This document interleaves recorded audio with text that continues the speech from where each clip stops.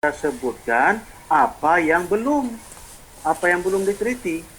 Jadi misalnya, walaupun sudah banyak penelitian tentang metode guru mengelola kelas, ya, namun belum ada penelitian tentang bagaimana guru mengelola kelas yang di dalamnya banyak siswa yang punya keterbelakangan. Nah, itu misal ya.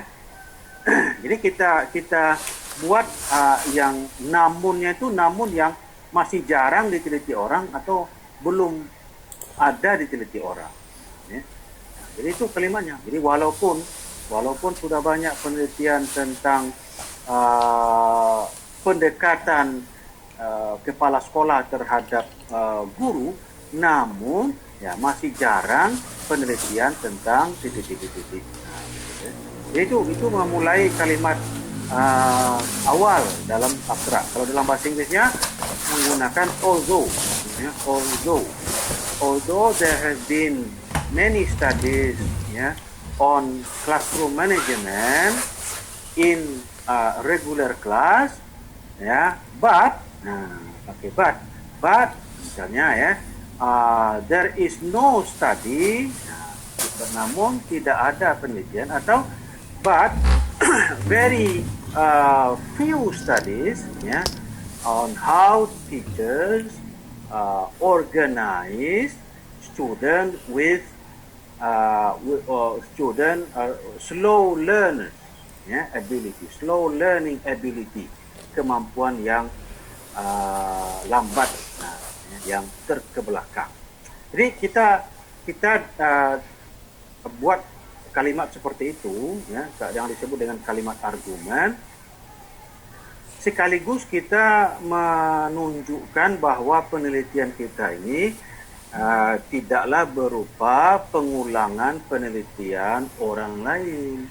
Kita meneliti sesuatu yang langka, yang belum pernah diteliti sebelumnya, atau yang masih sangat sedikit diteliti orang. Nah, ini sangat penting, sangat penting. Karena saya perhatikan kebanyakan mahasiswa MAP kalau meneliti tidak punya kalimat argumen, karena kebanyakan penelitian itu deskriptif, seperti laporan kepala sekolah, laporan panitia, jadi tidak ada argumennya.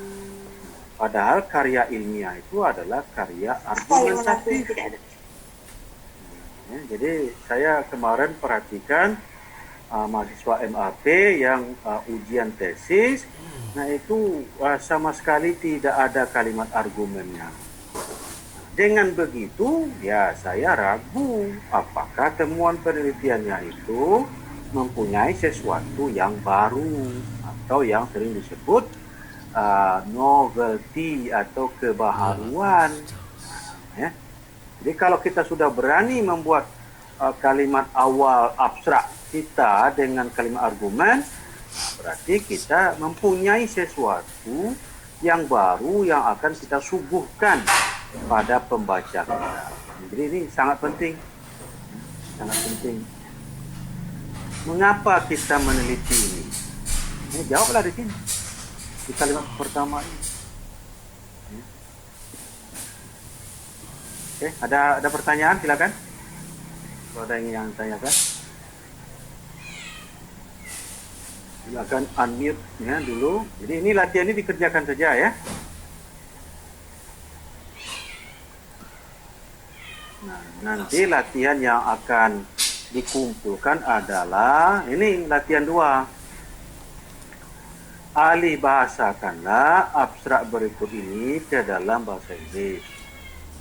Ini ada pada halaman 73. Jadi ini di bahasa Inggris kan, dan kirimkan minggu depan ke email saya. Kirimkan dua-duanya, bahasa Indonesianya kirimkan, bahasa Inggrisnya kirimkan. Jadi dibuat bahasa Inggrisnya di atas, bahasa Inggrisnya di bawah. Oke, silakan kalau ada yang ingin bertanya. Saya mau lihatkan dulu artikel tunggu saja ya.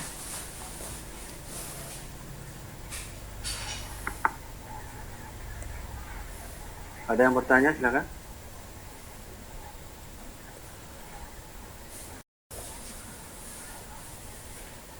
Silakan di unmute dulu, baru bertanya.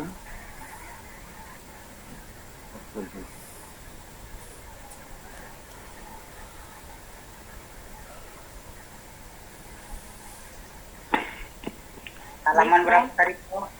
73. Halaman 70. Di sini 73. Coba lihat di buku. Ya betul Prof, 73. 73 ya. Silakan kalau ada yang ingin bertanya, ini artikelnya pendek sekali ya, abstraknya. Saya mau bertanya, Prof. Ya, silakan. Jadi saya kurang paham di dalam abstrak itu tadi ada yang mencakup 3 macam ya. Ada juga yang mencakup lebih banyak. Ya, Mohon 5. diulangi lagi ya, Prof, yang 5. Kalau yang baiknya itu memang harusnya 5 ya, Prof ya. Yang baiknya 5. Ya. Baiknya 5. Tapi kata Prof tadi ada juga yang dibatasi ya abstraknya itu. Ya, kalau abstraknya dibatasi cuma 100 kata, ya ini jurnal yang membatasi, ya bukan kita. Jurnal itu punya gaya selingkung, ya gaya khusus, ya yang digunakan oleh jurnal itu. Ya, jurnal ini kan macam-macam gayanya, macam-macam formatnya, ya. Jadi artinya kalau tesis nggak ada batasan. Nah, kalau tesis nggak ada, ya tesis buat aja 5, itu lebih bagus. Buat aja 5 komponen, karena kalimat pertama argumentatif itu, kalimat argumen itu sangat penting. Kalau orang sudah bisa membuat kalimat itu, maka penelitiannya itu akan menyajikan sesuatu yang baru.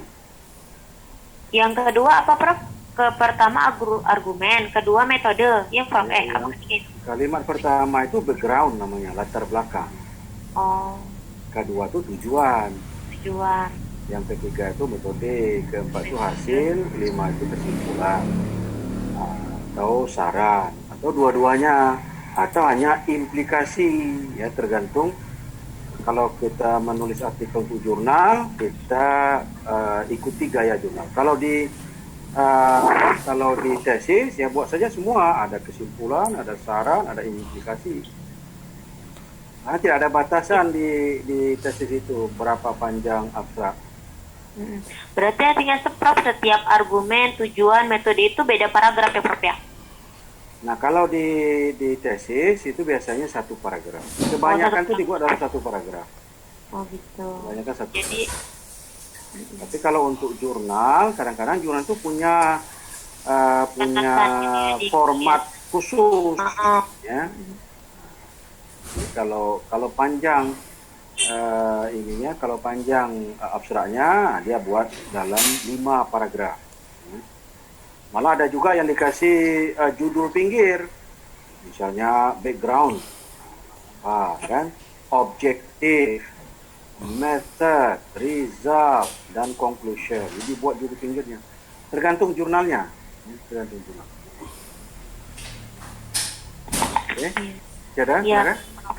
Berarti kalau di latihan kayaknya kalau dari artinya itu langsung ke tujuan ya, Prof ya. Penelitian ini merupakan suatu penelitian deskriptif. Langsung ke metode. Ya, coba dilihat.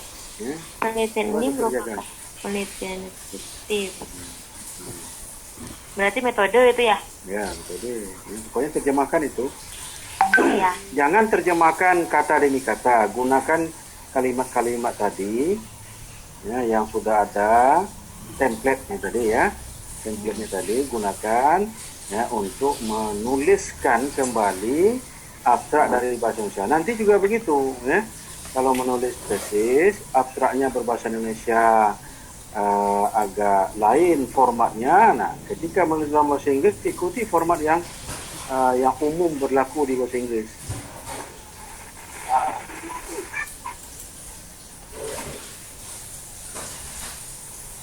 Ya, sudah. Ada pertanyaan, silakan.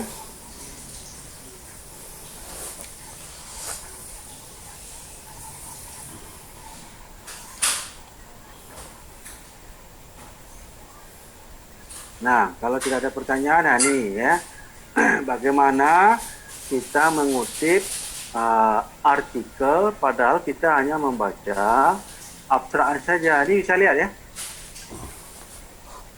Bisa dilihat ini? Bisa, Prof. Bisa. Bisa Pak.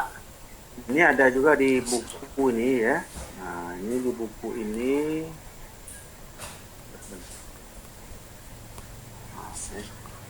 Jadi mengutip ini, kalau kita menulis tesis itu dalam bahasa Indonesia ya. Nah, tentu kita buat nama akhir, Leck. Nah, ini nama akhirnya Leck, namanya Catherine Leck. Ya. Leck dalam kurung 2013 ya, meneliti tentang perilaku guru terhadap pengajaran bahasa modern di SD. Bahasa modern itu mungkin bahasa Inggris ya. Jadi Leck dalam kurung 2013 meneliti tentang perilaku guru atau sikap guru terhadap pengajaran bahasa asing di sekolah dasar. Nah, okay. Nah, lalu kalimat berikutnya, Leck ya, menemukan bahwa, nah, ini carilah temuannya ini. This study found that, menemukan bahwa ya, terdapat opini yang beragam, mixed opinion. Terdapat opini yang beragam tentang pentingnya pengajaran bahasa asing di sekolah dasar. Nah, selanjutnya Leck mengatakan bahwa walaupun although time and subject knowledge were highlighted as barriers, walaupun waktu dan subjek pengetahuan subjek pengetahuan dari respondennya dianggap sebagai hambatan, namun sebagian besar dari respondennya merasa ya, bahwa merasa provision in place should be continued ya, bahwa pengajaran bahasa asing di sekolah dasar itu perlu dilanjutkan. Jadi kita sudah mengutip ini, padahal kita hanya membaca abstraknya saja.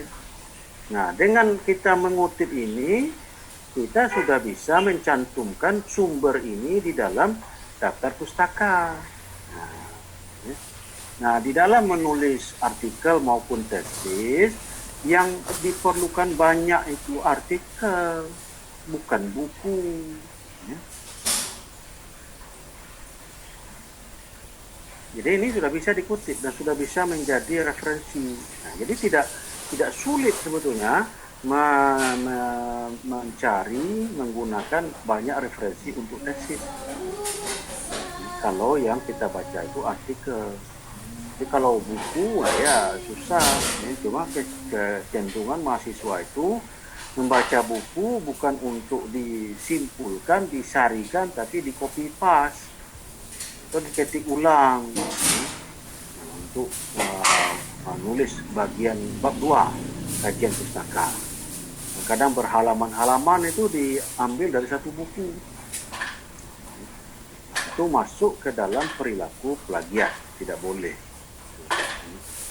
Jadi untuk menghindari plagiat, jangan banyak mengutip buku. Kalau mengutip buku juga diringkas, disamerikan.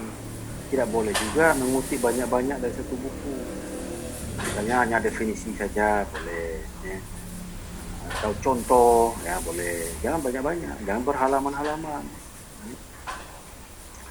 Jadi ini pentingnya kita bisa membaca abstrak.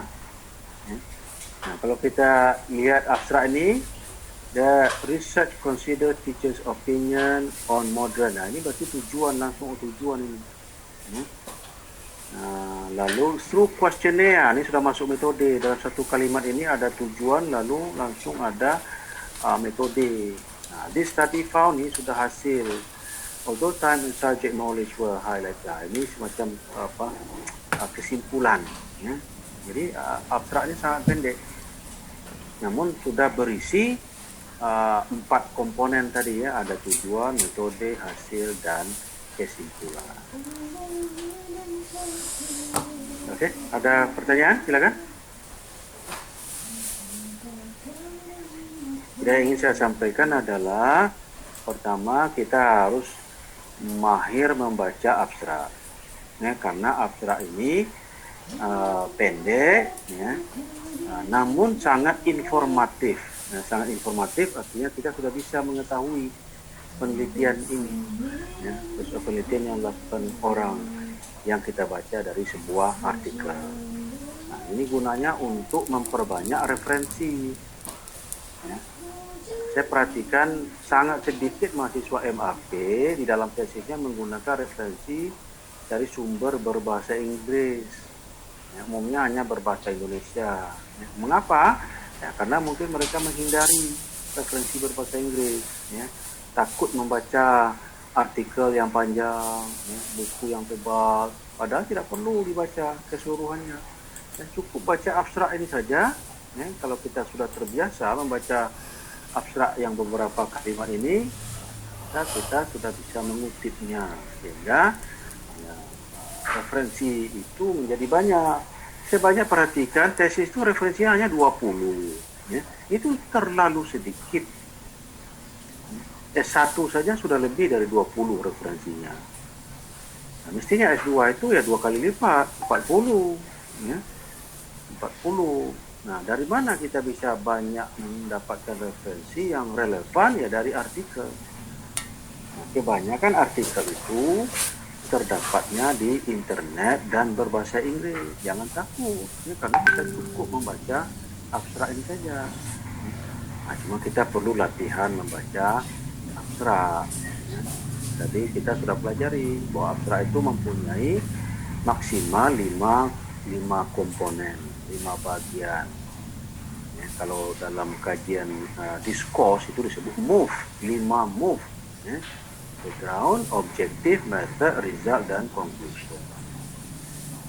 Di sini saya sangat berharap ya, untuk meningkatkan kualitas tesis dan artikel mahasiswa, ya, perbanyaklah referensi yang up to date, yang mutakhir, dan berbahasa Inggris dalam bentuk artikel, tidak dalam bentuk buku. Oke. Ya kan, kalau ada yang ingin bertanya. Ini nanti soal UASnya yang pertama itu membaca abstrak, ya. Bacalah abstrak berikut, ya, dan tentukan komponen atau bagian apa saja. Okay. Yang kedua, alih bahasakanlah abstrak berikut ini ke dalam bahasa Inggris. Nah, ya. Di 2 soal itu yang berhubungan dengan abstrak. Oke, silakan pertanyaan. Ya, minggu depan ya kita tidak kuliah Zoom, tetapi tugasnya adalah membahasa Inggriskan yang tadi, abstrak yang berbahasa Indonesia yang ada dalam buku tadi. Halaman 73 tadi, Pak ya. Halaman 73 tadi ya.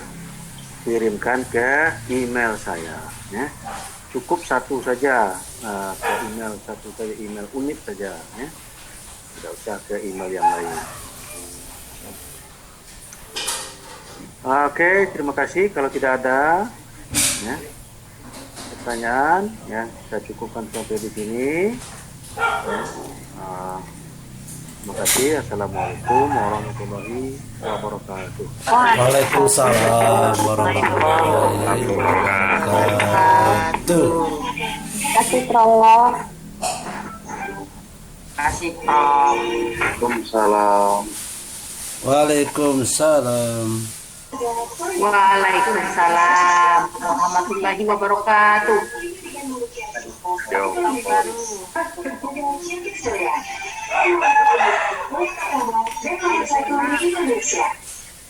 Halo, dadah. Dadah.